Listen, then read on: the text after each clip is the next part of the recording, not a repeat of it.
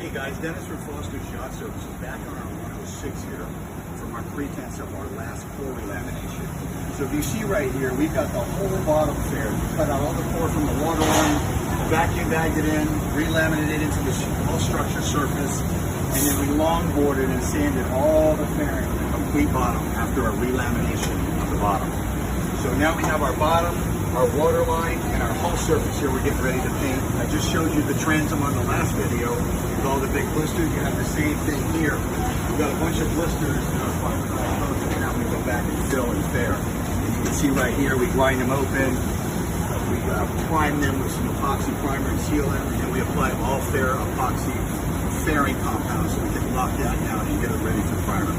So we're in good progress here. I'm happy with everything that's going on.